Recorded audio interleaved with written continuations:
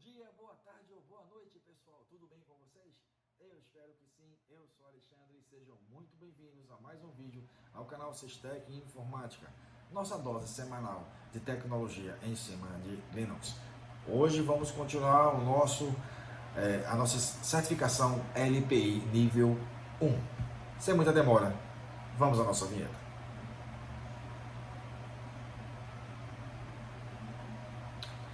No vídeo anterior, nós falamos sobre o 110.1 e seria o início do fim da nossa certificação nível 1. Vamos falar sobre o segundo objetivo hoje, o 110.2, e é ela que a gente vai trabalhar. Mas como vocês sabem, a primeira coisa que a gente vai fazer é ir lá no site da LPI, o site oficial da LPI, dessa prova que a gente está fazendo, e vamos para o 110.2 para a nossa tradução simultânea, certo? 110.2, Setup Host Security, ou seja, segurança de host. Tá? Peso 3. Descrição: candidatos deverão ter a habilidade de saber como utilizar o nível básico de segurança de um host. Áreas de conhecimento: conhecimento sobre as senhas sombra e como elas funcionam. Desabilitar serviços que não estejam utilizando a tua rede. Entendimento sobre a regra de TCP Wrappers. Tá? E aí, a partir de agora, slides e vocês ficam apenas com a minha voz. Vamos lá? O arquivo /etc/nologin, ele tem uma função engraçada. Se esse arquivo existir, não precisa ter absolutamente nada dentro dele. Se o arquivo etc nologin existir, só vai permitir o acesso remoto se for pelo usuário root. Você tem uma conexão via SSH, via TCP, via VPN, que precisa de uma autenticação. E esse arquivo etc nologin existir, somente o usuário root conseguirá fazer esse acesso. Nenhum outro mais. Mesmo que você seja um usuário válido. Tá? /etc/passwd é o arquivo de senha. Tá? Então é um arquivo de senha que você vai poder, o arquivo dos usuários, senha é o shadow. /etc/passwd é o arquivo dos usuários.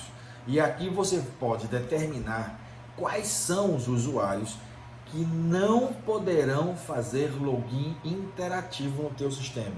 O que é o login interativo? É o login feito na própria máquina ou via conexão, um SSH, uma FTP ou simplesmente diretamente no usuário. Usuário João, senha João, ele não precisa fazer o login, certo? Eu não preciso ter o login dentro da máquina. Mas como é que eu vou evitar isso, se o padrão é dar o login? Aí você usa esse comando, usermod -s /bin/false e o nome do login do cara. /bin/false, Antônio, /bin/false, Alexandre. Esse usuário vai tentar acessar, vai passar lá Alexandre, tecla Enter, passa a senha. Quando ele tecla Enter, ele encontra que está faltando, que essa informação é com que ele não se conecte, não acesse a máquina, ele não permite o acesso e pede o login novamente. Tá? /etc/shadow é o arquivo que fica guardado as senhas dos usuários que estão no teu sistema, certo? É um arquivo texto com as senhas criptografadas. Então, qual é a grande ideia disso? É proteção desse arquivo, tá? Então, o que você pode fazer? Existem várias permissões em cima desse aqui. Se você é um usuário de Debian, as permissões dele é 640, ou seja, 6 leitura e gravação para o usuário, leitura somente para o grupo e nada para outros. O grupo desse arquivo shadow, desculpem, /shadow, não é chmod com acento, vai ter shadow, certo? O shadow, no caso, é o root, que é o dono, e shadow é o grupo. Tá? Se você usa Red Hat, por exemplo, a permissão é de 400. O usuário só tem permissão de ler. Quem é o usuário é o root. Aqui o root pode fazer qualquer coisa, então para ele não faz diferença. TCP Wrappers é uma função interna do sistema, de uma camada de segurança, que você pode utilizá-lo para proteger o acesso a determinados serviços da camada TCP e SSH, certo? Fazendo com que eles possam ou não ter acesso a a esse serviço. Há dois arquivos que controlam isso: o /etc/host.allow e o etc/host.deny. Tá? Como é a leitura disso? Primeiro é o deny. Se não encontrar um deny, ele vai usar o allow. Se não tiver nenhum dos dois, ele libera. E como é que isso aí funciona? Você pode permitir, você pode negar. Tá? Vamos ver como. Dentro do arquivo eu posso determinar o seguinte: olha, all são todos, except, exceto, in ou contém. A definição dele é simples. Eu preciso do daemon, SSH, FTP, entre outros que trabalham com protocolo, certo? O daemon, dois pontos, qual é o meu cliente? E aí eu dou a permissão, negar ou permitir, allow ou deny, tá? Lembrando que esse allow ou deny é dentro dos arquivos, não é aqui, tá certo? Por exemplo, SSHD, dois pontos, uma máquina 192.168.0.1, se ele estiver dentro do allow, vai permitir a conexão. Lembrando que o deny vem primeiro. E ele vai, primeiro procura o deny. Se essa informação estiver no deny, essa máquina, mesmo sendo um usuário com todas as criptografias válidas do SSH, para esse computador, ele não dá permissão de acesso. Tá? Isso é muito legal quando você está dentro de um conjunto onde eu tenho muita gente usando ou tendo aulas em cima de Linux, e você precisa com que o pessoal pare de estar brincando com a tua máquina, brincando que eu falo, reiniciando ela, desligando ela. Aí você vai lá no host.deny e diz o seguinte: o SSH all, ou seja, ninguém acessa via SSH. Isso aí já ajuda vocês. Tá? X e NetD. O Linux ele trabalha com serviços, e cada serviço que são utilizados ele é conhecido como daemon, ou seja, um serviço que vai ter um espaço na memória reservada para ele, guardando as informações lá com área de memória, coisas tipo.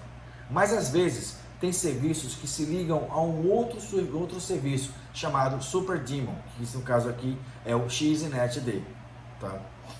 Qual é a função do XNetD? Ao invés de você iniciar os serviços separadamente, FTP, VeriSafe ou qualquer um que seja disponível para trabalhar com o XNet, ele não inicia pelo próprio aplicativo.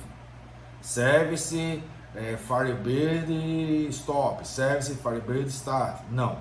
Você configura o XNet para com que ele inicie o aplicativo. Tá? O arquivo /etc/xnet.d guarda as configurações do aplicativo do daemon XNet. Na maioria das vezes ele tem uma linha que aponta para a pasta ou pastas aonde estarão os arquivos de configuração de um serviço.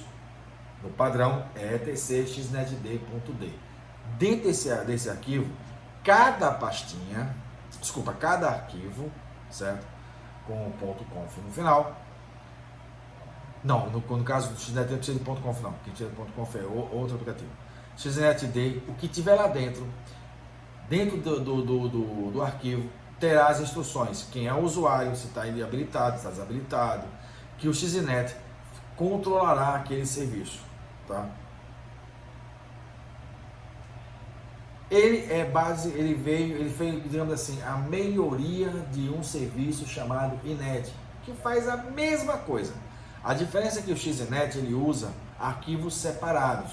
Então eu não sou obrigado a iniciar todos os arquivos junto da minha memória, se eu estiver usando ou não. Tá?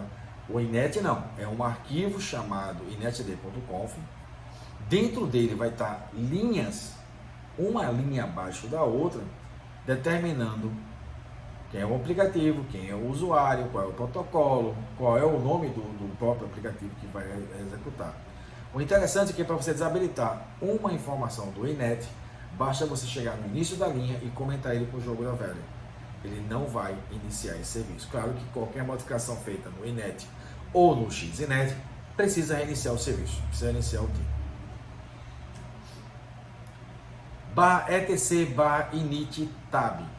Ele é o arquivo responsável para guardar, entre outras funções, a forma de como ele vai iniciar o serviço, se o seu Linux vai ser iniciado em modo texto ou modo gráfico. Ele está aqui por compatibilidade, tá certo? Que hoje em dia não se usa mais esse digitado, tá? Mas o entendimento dele é o seguinte: ele tem o poder de iniciar aplicativos, iniciar mini aplicativos, tá? como também informa o sistema o seguinte, olha, níveis de inicialização, tem um objetivo falando sobre isso, de 0 a 6, onde 3 é texto mais rede, 5 é o que é no 3 mais a opção gráfica. E com o Init Tab, gente, nós encerramos o objetivo 110.2. Tá quase no final, falta um objetivo apenas. Um objetivo, que é o próximo que a gente vai ver, que vai encerrar o nossa certificação nível 1, tá? Mais uma vez eu desejo a vocês que coloquem Jesus no seu coração, mas você tem que fazer sua parte também. Seja bom com as pessoas. Tá? Vivemos uma fase bem complicadinha. Se você tiver, no ano que você estiver vendo isso aqui, estamos em 2021, uma pandemia, já tem um ano de pandemia no mundo, a briga contra um inimigo invisível, tá? Mas estamos enfrentando elas e vamos vencê-las. Essa não vai ser a primeira e infelizmente acredito que não será a última. Mas, obrigado. Se você assistiu até aqui, agradeço bastante. Não é inscrito, bicho? Se inscreve. Não quer escrever por esse vídeo aqui? Dá uma olhada aí, tem outros. Além da certificação inteira, existem listas aí falando sobre como configurar um servidor, configurar uma estação de trabalho. Tem muita coisa baseada para Linux, para iniciantes. Você está começando no Linux, tem um slide para isso aí. Tem um slide, não tem, mostrando como faz, totalmente visual. Aqui não vai ter textinho não, é totalmente visual para poder você enxergar, você ver funcionar e colocar para funcionar. Esse é o nosso objetivo, tá certo? E vejo vocês no nosso próximo encontro. Muitíssimo obrigado. Tchau.